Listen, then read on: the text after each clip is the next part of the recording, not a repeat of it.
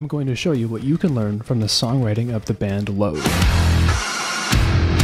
I like to learn songs and go further than just knowing how to play the guitar parts. I use music theory to analyze and try to understand the thought process behind the compositions themselves. The song I want to talk about today is Aggressive Evolution. The song seamlessly blends chaotic and heavy sounds in the verses with what I call devastatingly beautiful sounds in the chorus. I wanted to understand how Loathe achieved this sound. If we look at the notes of the main riff,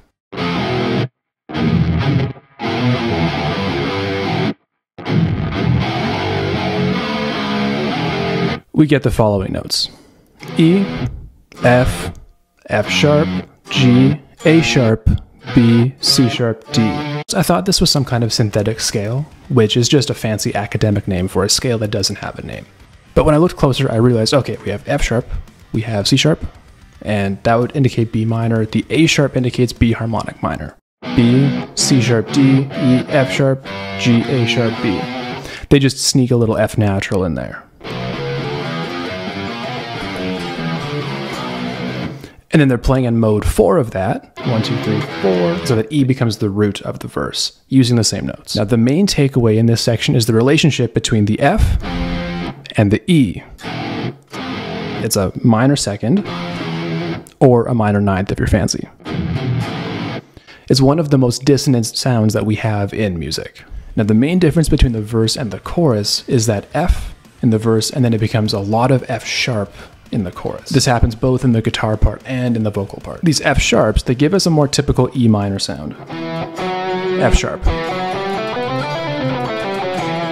Rather than that E chromatic nonsense of the verse. The chords alone very clearly sound like they're in E minor. If I play just the guitar part, E minor feels very clearly like the home, like the resolution.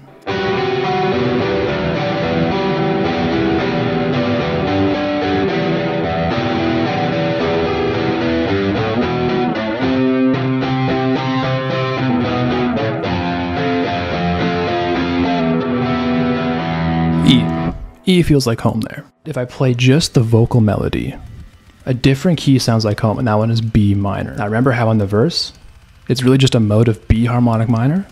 Yeah, it's all coming together. So if I play just the melody, and then I play B minor at the end, you can very clearly hear how B is where it wants to resolve.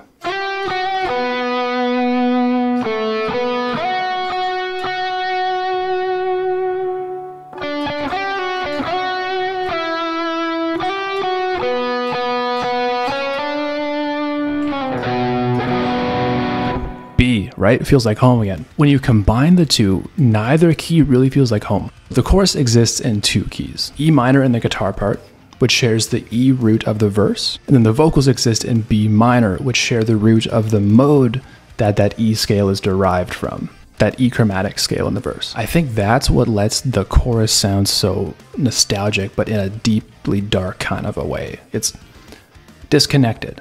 Both notes combined into one progression.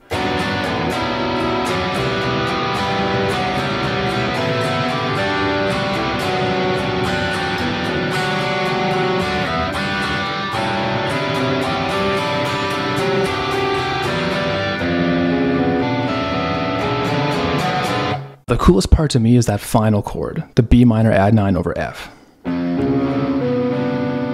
That's nasty, which is the main reason I love it. But there's a genius behind why they chose that chord. Whether or not they actually know this is the reason, this is the reason. Remember that F to E relationship in the verse? All throughout the chorus, they change the Fs to F sharps in order to bridge the gap from chorus back into that chromatic chaos of the verse.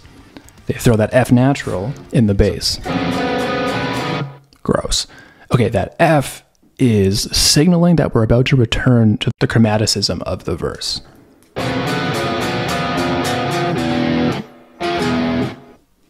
So cool. Genius.